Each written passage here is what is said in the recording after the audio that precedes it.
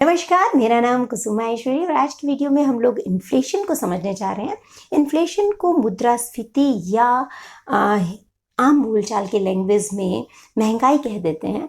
तो इस वीडियो में हम उसके डेफिनेशन की बात करेंगे कि किसको कहते हैं इन्फ्लेशन, फिर उसके टाइप्स की भी बात करेंगे, उसके मेजरमेंट और ट्रेंड की बात करेंगे कि कितना डेटा है और कैसे उसको मापा जाता है इंडियन इकोनॉमी के कॉन्टेक्स्ट में।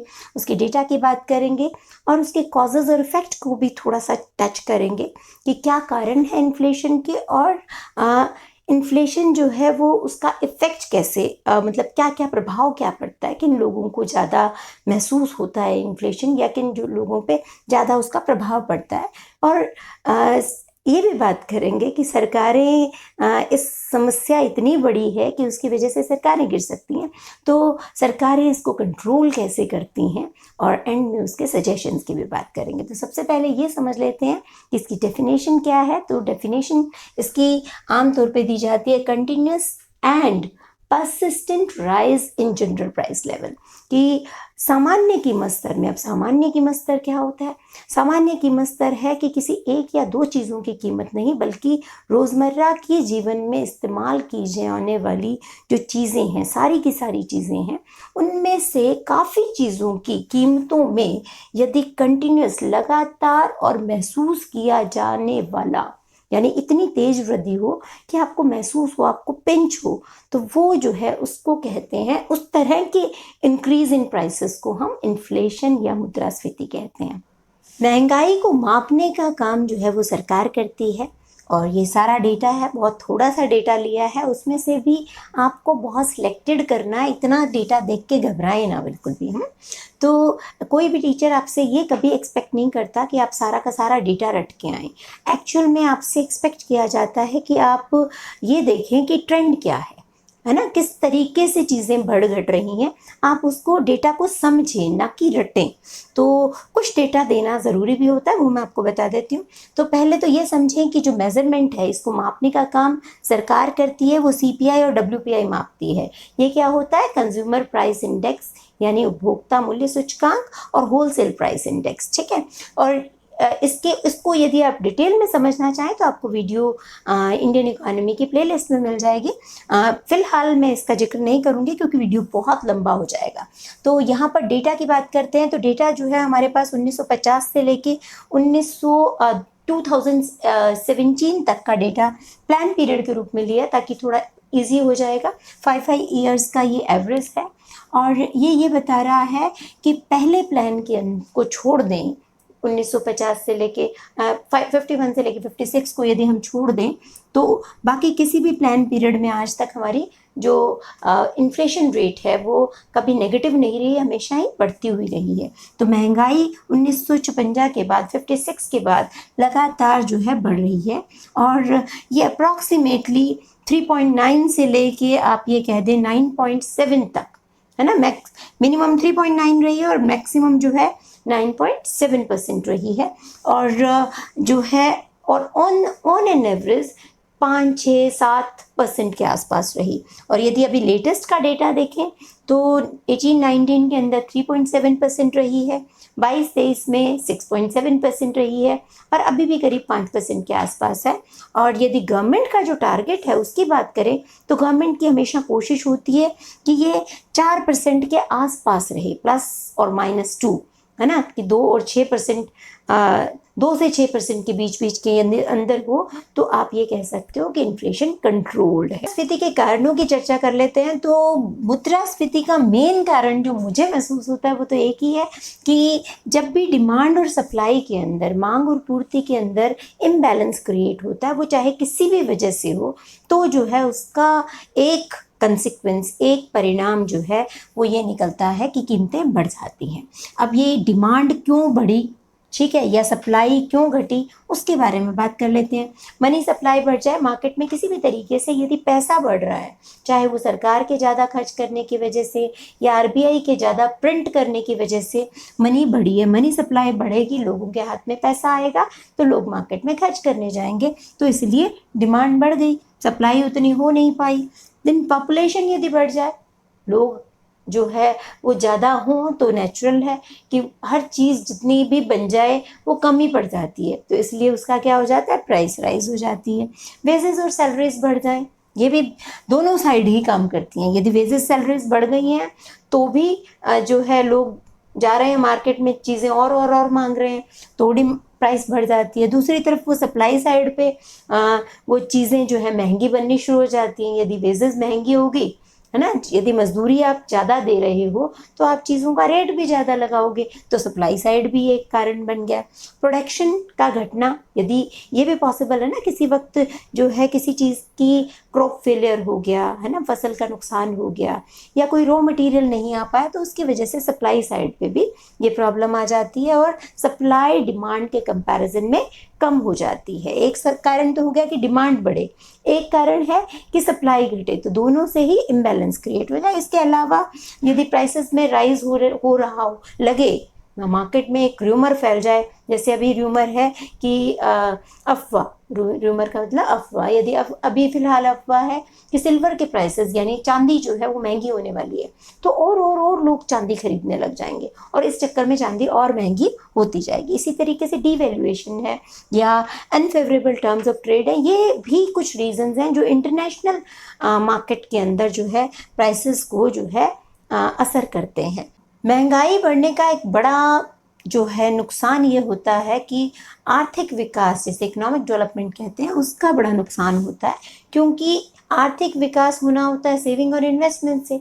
जब महंगाई बढ़ जाती है तो आम आदमी की इनकम जो है उसके खर्चों के अंदर ख़त्म हो जाती है, इसलिए सेविंग कम होती है। सिर्फ सेविंग या बचत कम होगी तो निवेश भी कम होगा, तो इकोनॉमिक डेवलपमेंट पे इसका नुकसान होता है। लगता है कि इकोनॉमी बहुत ग्रो कर रही है क्योंकि फिगर बड़ा होता जाता है ना, डेटा बढ़ जाता है नेशनल इनकम का, लेकिन एक्चुअल ग्रोथ जो है वो नहीं हो रही होती है।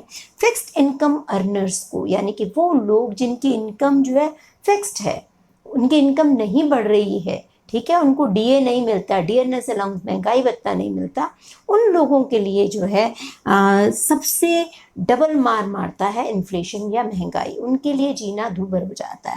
फिर है इनइक्वालिटी बढ़ती है, दिस इज़ द रीज़न कि इनइक्वालिटी बढ़ती है। अमीर को तो फ़ायदा होता है क्योंकि उसकी चीज़ें भी महंगी हुई हैं तो उसका मार्जिन बढ़ता है, तो वो तो और अमीर होता जाता है। आप कोविड के अंदर देख लीजिए, अमीर और अमीर हो गया। इंडिया के अंदर 1% लोग जो हैं वो 22% से ज़्यादा धन संपत्ति लिए बैठे हैं, तो इनइक्वालिटी या असमानता बढ़ती है।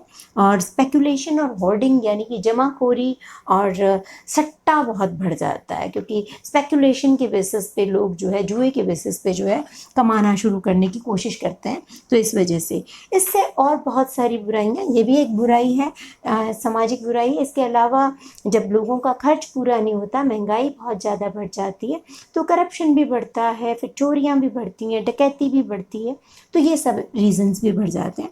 और इसके अलावा बैलेंस ऑफ पेमेंट, इंटरनेशनली देखा जाए तो हमारी चीज़ें महंगी हो जाती हैं, तो मार्केट में जो इंटरनेशनल मार्केट है, अंतर्राष्ट्रीय बाजार में हमारी चीज़ों को कम्पीट नहीं कर पाती हैं, तो हमारी चीज़ों की डिमांड कम हो जाती है, तो हमारे एक्सपोर्ट यानी निर्यात भी जो है वो कम हो जाते हैं और उसकी वजह से हमें व्यापार घाटा होता है।